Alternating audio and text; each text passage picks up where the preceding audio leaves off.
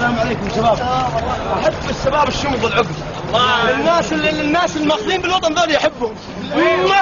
على قلبي حبه على قلبي يا حياتي. يا ويل حالي من باريس. من عريس احسبكم من باريس بغيت اتعطل. يا ويل حال ابوي شو اخبارك؟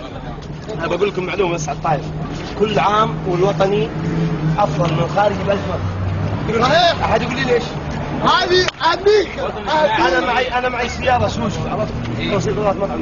يا ربي لك الحمد 14 ريال تعبيها بال. صح. راتبي 2800. هذه اذا 14 ريال فل حق اسبوع. احسب 500 ريال تروح بنزين، كم يبقى من 2800؟ 2300. صح. طيب 600 اخذ لي بطل سكوتش، كم يبقى؟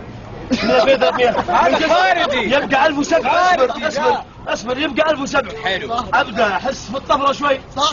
وياخذ 750 قرض بنك التسليف والادخار. صح. يعني معناها باقي معي 950. ايش اسوي انا بهالفتره؟ بهالفتره اروح اشتري لي جر كلب 350. صحيح. ذكاء. والله في التجاره خبره. بحكم ان البورصه مرتفعه اسعارها حاليا ابيع صغير بالسنه ب 100.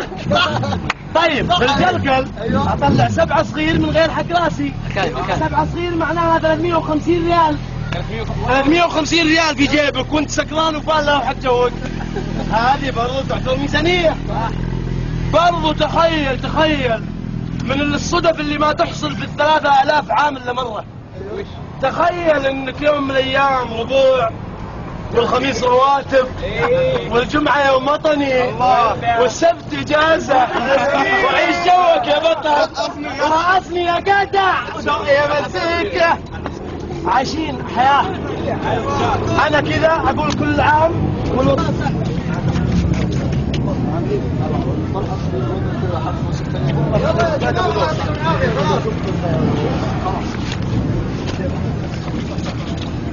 وش فيه؟ الوطن راح. صح الباص. ابني اللي لقيته.